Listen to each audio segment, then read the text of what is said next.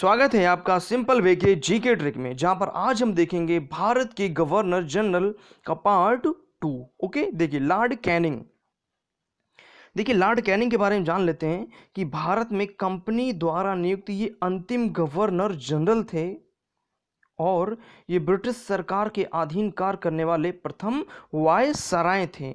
यहाँ से governor general का पद समाप्त हो जाता है और वायसराय का पद एक नया आ जाता है। देखिए इनके शासनकाल में क्या क्या इंपॉर्टेंट हुए। 1857 की क्रांति हुई। कलकत्ता, मद्रास, मुंबई में एक एक उच्च न्यायालय की स्थापना हुई। इसको आप देख रखिए, बहुत इंपॉर्टेंट है ये, ठीक है ना। कलकत्ता, मद्रास, मुंबई में एक एक उच्च न्यायालय की स्थापना हुई। और लॉर्ड डलहौजी में आपने पढ़ा था कि कलकत्ता, मद्रास, मुंबई में एक एक विश्वविद्यालय की स्थापना हुई थी, ठीक है ना। इनको देख के रखिएगा बढ़िया से। देखिए विधवा पुनर्विवाह अधिनियम लागू हुआ। मुगल सम्राट के पद को यहाँ से समाप्त कर दिया गया और व्यक्तिगत नीति भी समाप्त कर दी गई जो लॉर्ड डलहौजी ने लागू की थी। और भारतीय दंड संहिता की भी स्थापना हुई। ओके, चलिए आगे बढ़ते हम लोग देखते हैं नेक्स्ट, लॉर्ड मेयो। देखिए लॉर्ड मेयो के शासनकाल में क्या क्या हुआ कि प्रथम जनगणना हुई 1871 में और भारतीय सांख्यिकी विभाग की भी स्थापना लॉर्ड मेयो ने की। इन्हीं के शासनकाल में कूका विद्रोह हुआ और पोर्ट ब्लेयर में इनकी हत्या कर दी गई। ओके, अब देखिए इसको कोरिलेट कैसे करते हैं लॉर्ड मेयो को। देखो मैं ही हूं, मतलब यहां लिखना मैं हूं, मतलब मैं ही हूं, ये एक अहंकार को दर्शाता है। और जो अहंकारी मनुष्य होता है उनकी कोई गणना नहीं होती, उनकी कोई गणना नहीं होती क्योंकि वो सूक्ष्म, देखिए इनकी कोई गणना नहीं होती ना, तो प्रथम जन गणना, क्योंकि वो सूक्ष्म दिमाग के होते हैं, नैरो माइंडेड। तो भारतीय सांख्यिकी विभाग की स्थापना हुई। और ऐसे लोग कभी कभी कूटे भी जाते हैं, पिटाई होती है, तो कू का विद्रोह हुआ।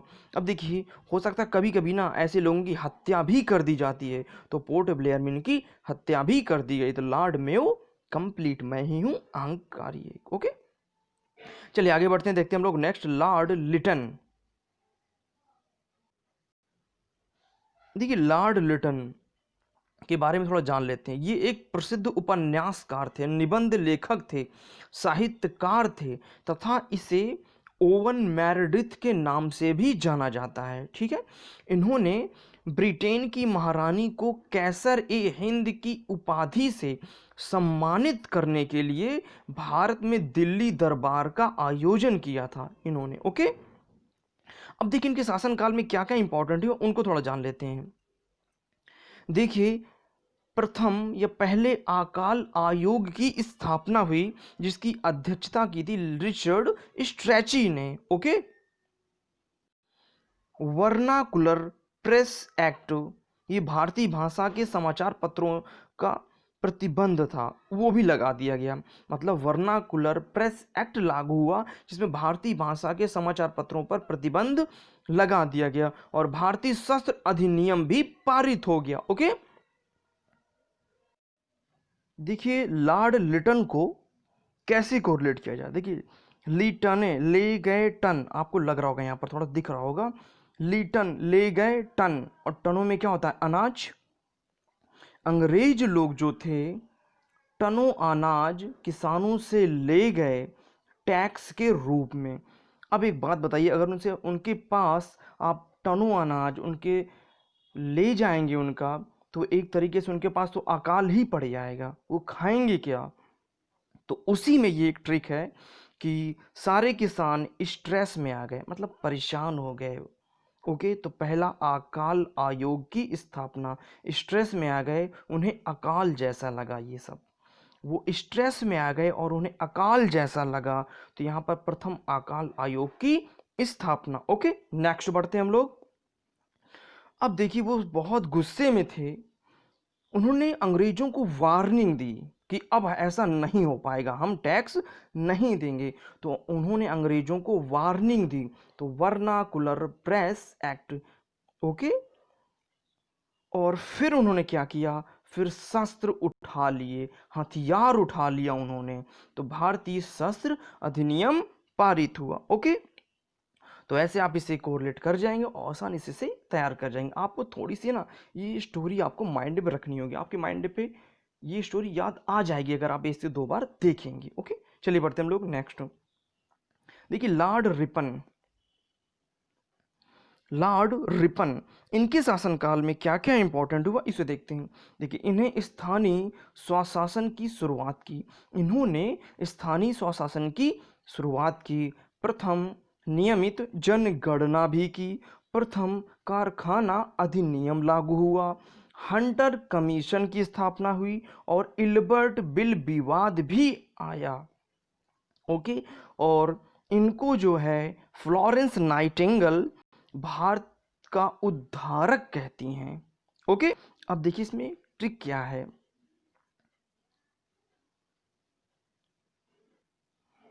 देखिए लॉर्ड रिपन, इसको हम कोरिलेट करते हैं रेप से, रेप। ओके, देखिए इंडिया में क्या है कि रेप के आंकड़े बढ़ते जा रहे हैं, तो गवर्नमेंट को कुछ ऐसा कानून लाना चाहिए कि उन्हें कड़ी से कड़ी सजा हो जाए, यहाँ तक कि कड़ी से कड़ी सजा में उन्हें फांसी हो, और हो सके तो ऑन द स्पॉट गोली मार दी जाए ऐसे लोगों को। और ये जो होते हैं ना वो समाज में ही रहते हैं, मतलब स्थानीय लोगों के द्वारा होते हैं, और यहाँ तक कि नियमित गणना भी नहीं हो पाती क्योंकि कई केस छुप जाते हैं, कुछ ही केस जो है वो रिपोर्ट लिखी जाती है, कुछ ही केस उजागर होते हैं। ठीक है ना, कारखानों में मतलब फैक्ट्रियों में हंटर के दम पर, मतलब जोर जबरदस्ती। ओके, इसीलिए सरकार को कोई बिल लाना चाहिए, संसद में तुरंत फैसला हो इस बिल का, और जानते तभी इस भारत का उद्धार हो सकता है। ठीक है ना, और ये कड़ा कड़ा जो फैसला होगा यही लोगों के मन में डर पैदा करेगा।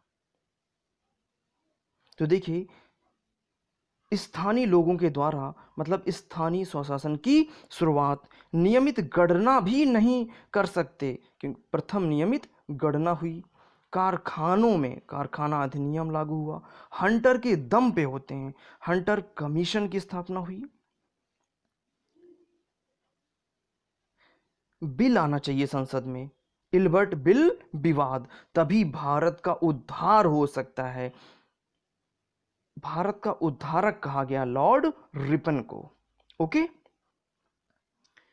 तो ये आपके भारत के गवर्नर जनरल कंप्लीट हो जाते हैं। ये पार्ट 2 था। ठीक है, इसके आगे भी जो आए हुए गवर्नर जनरल हैं उनको भी हम कवर करेंगे। ओके।